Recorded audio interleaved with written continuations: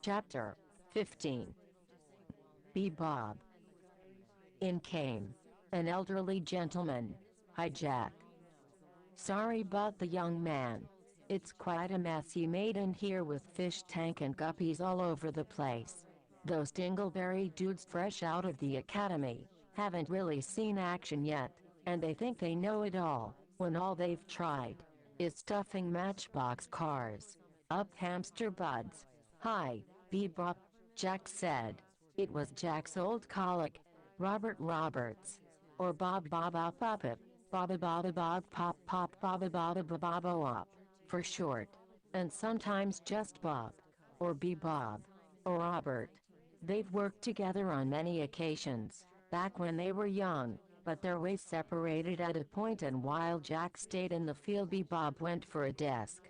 And a really big one, so he have had his share of big lumps of crap hanging out his nose for a nice sniffer. And now, he's the head of the FBI, the Federal Butt Inspectors. Their job was to check people's assholes for irregularities. And the FBI is an agency within the agency, formed by a sister organization to a former government, originally founded by the governor of Alaska. And she had so stinky private parts that dingleberries are very hard to obtain, for the simple reason that most people will die before they'll even get close enough to stick their sniffer up her butt. And that is pretty smart, because those people who can get that far are resistant to any butt odor, and therefore the best qualified to check butts all over mankind, and women, and they need an extra checking, because everybody knows that women have two buttholes. Back in the old days, Jack and Bob did some really nasty shit together. Mostly drugs and weapon.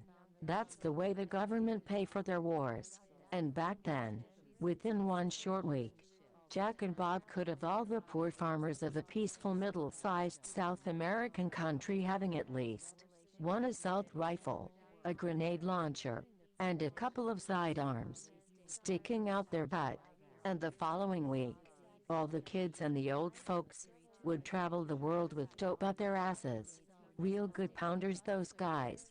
Jack always wondered how Bob got so far in the system.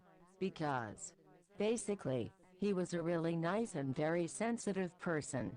And it doesn't look good when you do government business.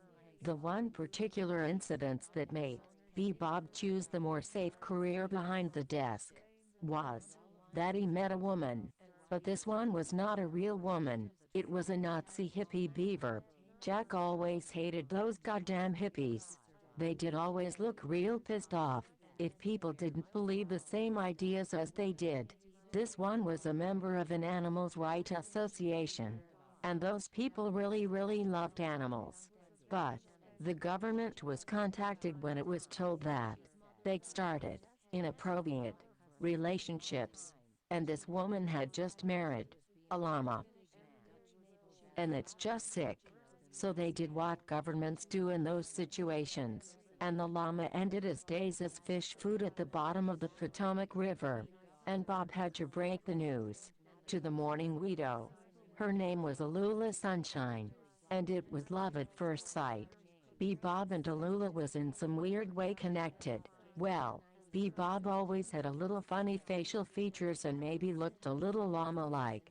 Jack didn't know why, but those guys really fell deeply in love. It was a little hard for Jack to understand, for that simple reason that this woman was an ass, and she was really not a very nice company. And she had a mega beaver. Those hippies just have mega nasty beavers growing on most of their torso and legs. Mega nasty. But mankind know about love, and it works in mysterious ways. And those 2.5 men fell deeply in love. But mostly Bob, because those mega nasty animal right Nazi hippie beavers don't care much for people. And pretty soon she controlled every aspect of his life, including his work situation. And suddenly, there were no more stuffing assault rifles up poor peaceful Central American farmers' hard-working assholes. Goddamn tree-hugging hippies, Jack thought. and Bob looked real worn out from constant attacks from that goddamn Nazi beaver, over a span of 25 years. That's a goddamn long time with a nasty Nazi beaver, but Jack never figured out that, how can a mean old nasty beaver love trees so much? Beavers cut down trees. Maybe she was a fake, and really just wanted to control people, and used all the hippie crap as an excuse for being an asshole. Baba Baba Papa Pop BBB Bob started the conversation. Quarter knot. Hello Baba Bob. Up. What's up, Bop Bop Bop it? We've got a problem. Baba Bop Bop said. And what I'm about to tell you now is a secret. In fact, it is so secret that nobody knows what the fuck is going on. And that may be why we have a problem. You know, Jack, this system works on a need-to-know basis. And the more secret an operation is, the less the involved people know. All they get to know is what they need to fulfill their specific task.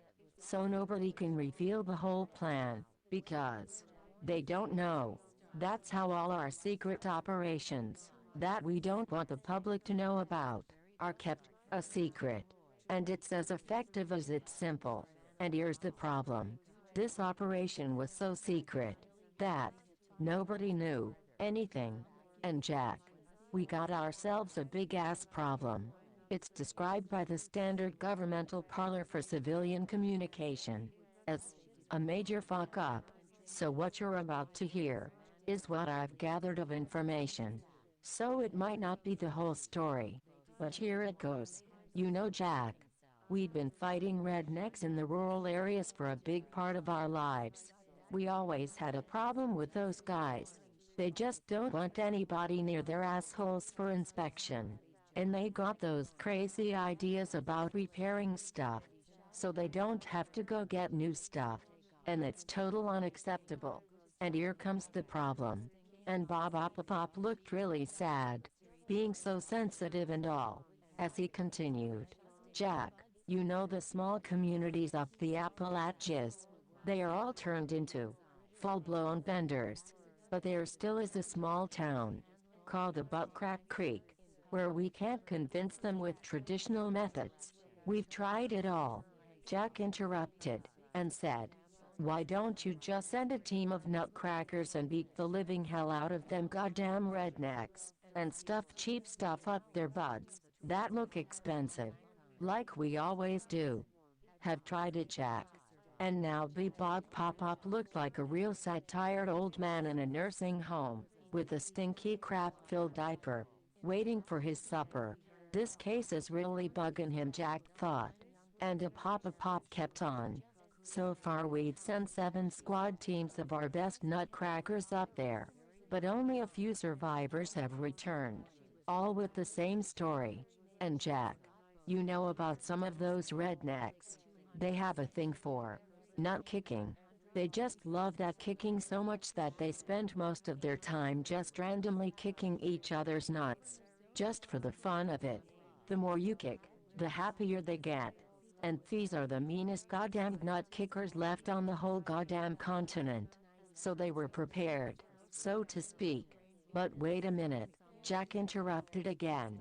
Don't tell me that you can't outnut a bunch of stinky rednecks. This is not the whole story. Give me what you got. And no bullshit. I mean no bullshit. I gotta know how big a nut I'm up against.